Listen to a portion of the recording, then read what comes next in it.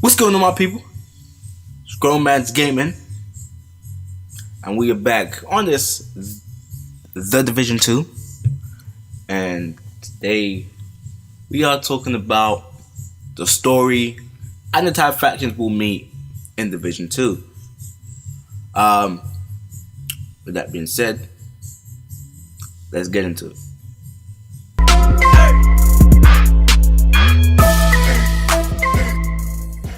Agents, welcome to the Division 2.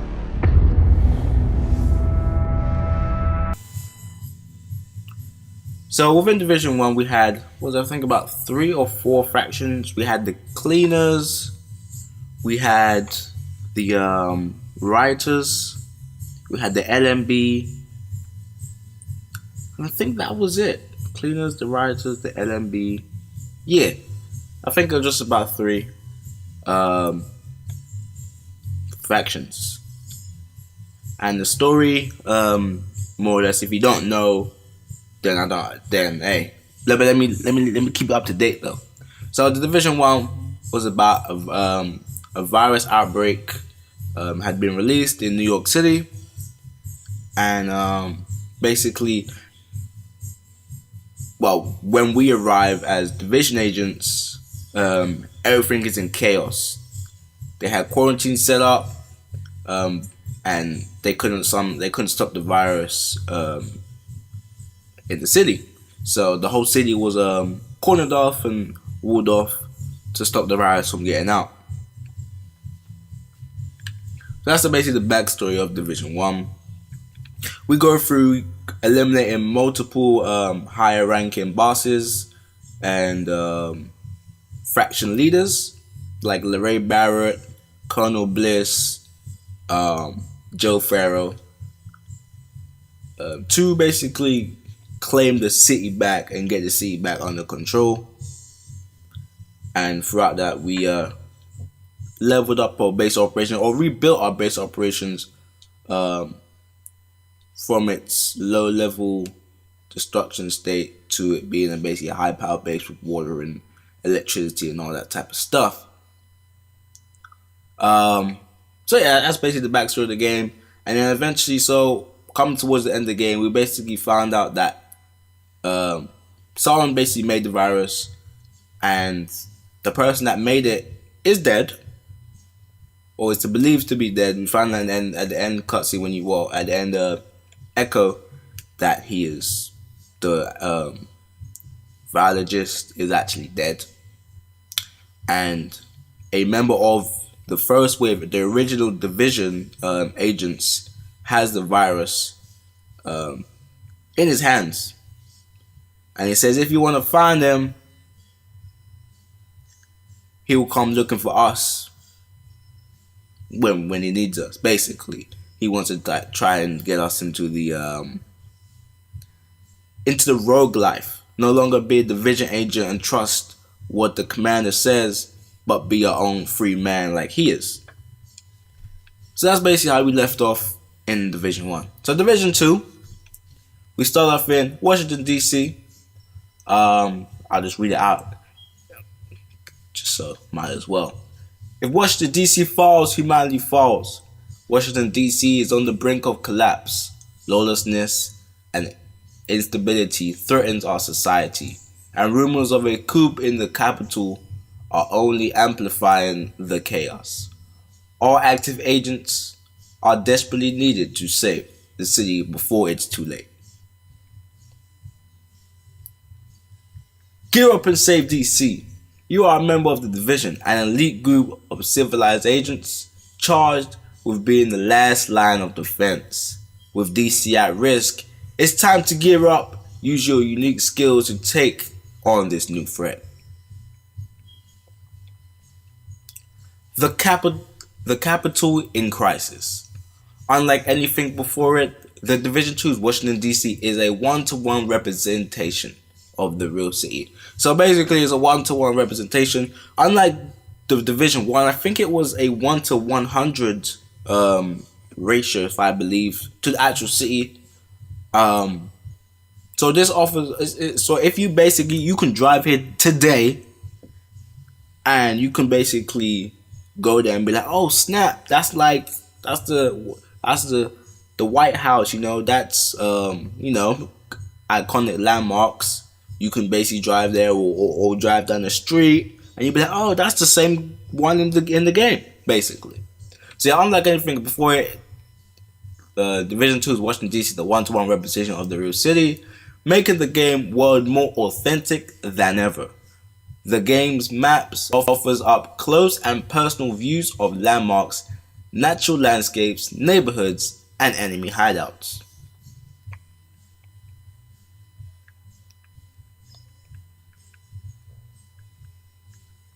Here's some pictures. So we got the different environments here. We got the nightlife. We got the broad daylight. And then we got the sunset and the woodland areas.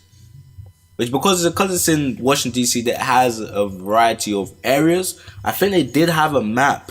They put up a map on one of the trailers of the city, and it's different type of areas, like the woodlands, the rural areas, the city type style buildings and stuff like that. Enemy factions at your doorstep.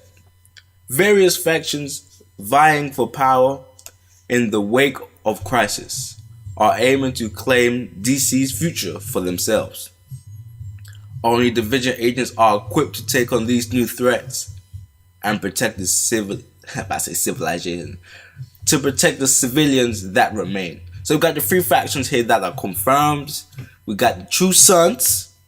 They're like, we'll go into what they their backstory and that sort of stuff. We got the True Sons. We got the Hyenas, and then we got the Outcasts. So let's go ahead and let's read up on more of each faction. The True Sons, a group of paramilitary warlords bent on using their combat and expertise and overwhelming power to dominate their enemies and expand their territory. Smart and organized, the True Sons are led by a former JTF officer who ruthlessly, I can't even say the word, ruthlessness, there we go, yeah, and combat provides, I can't even read today, combat prowess, make him and his combatants a horrifying force. God damn it, I can't even read. So that's True Sons. They were basically founded by a JTF officer who basically found out, or his backstory was that how he was basically stopping virals and stuff like that, and antibacterials and all that from getting into the city. And then that way, when the agency found out that he was doing that, they locked him up, and then he got saved by his former squad mates, and then basically now he's the leader of his own paramilitary group. So yeah, the Hyenas, a loosely organized gang of opportunistics, whatever that says, raiders that prey on struggling civilians encampments through violence and intimidation. These hedonistic scavengers take everything they can steal and destroy everything else to deprive their enemies of valuable resources. The Hyenas are led by a council of strongest pack leaders. So they're a group. They're just not one leader like the True Sons, like they got one man, like they had Colonel Brisk for the LMB in Division 1.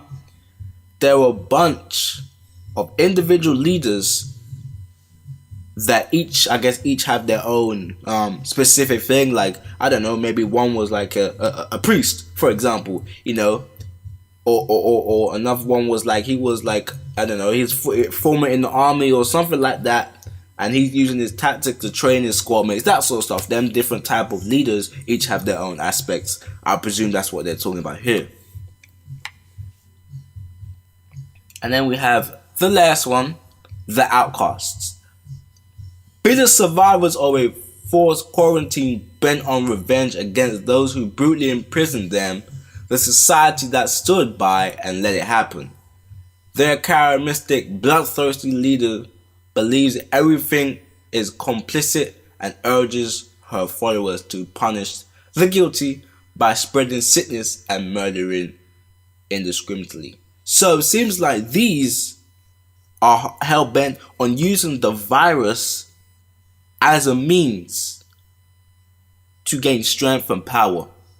It seems like the leader, as I said, the leader, which is a female, because they say her followers, they want her followers. So we have a female leader that's basically, indoctrinating everyone into becoming and the people that imprisoned her and imprisoned the people that she worked closely with is to use that as a revenge and to scare everyone else, basically, while using the virus, or maybe a new virus. I think they made a new virus. I think it was called DC-62. That was like a replicative virus. So that's the factions. As a whole, that's the story. So not much to really say as here. Hopefully we'll get more news and cutscenes and trailers and see what these individual factions, their skills, what they do, their archetypes. Because as we know, in each faction they have an archetype. Usually they have a sniper, they have a rifleman of some sort, a rusher of some sort, someone usually a shotgun or a shield or a bat. I know in some of the trailers we saw there was suicide bombers, so that could be definitely for some of these factions here. So yeah. So we guys, it would be interesting to see if they bring out any new archetypes. Like, they had the snipers, they got people with grenadiers, and then they got the riflemen, and then they usually depend on the faction, they have an LMG, and now they have a big boy, like a big boy, like a tank per se. So that is the overarching story and a brief insight into some of the factions. If you don't know, the Division beta will be coming out on February the 7th to the 10th. I wouldn't recommend pre-ordering games, but I would, maybe go buy a beta, sign up for the beta on the Division website, or hope for a code there. Or what you can do, there is a website you can do. You can go on Kingwin or Kingwin.com, like penguin but king first. You right? You can either do that online or as they have an app, and you can literally buy a code for any of the betas that are being announced. So if you got a beta for Anthem, you can go buy one, because that's what I did. Or the Division, you can go buy one there too, and you guarantee the code. You just punch the code in wherever it has to go. If it's on the Anthem sign up, you put your code in there, or if it's on the PlayStation, that sort of thing, and then you have the code ready up and go. With that being said, it's Girlman's Gaming. That was a short video, an information video. There'll be more on the way. Thank you guys for watching. If you did like to enjoy the video, don't forget to like and share and subscribe for more Division content. Don't forget to hit the bell notification. I can't even speak today. Alright, I'm out. Peace.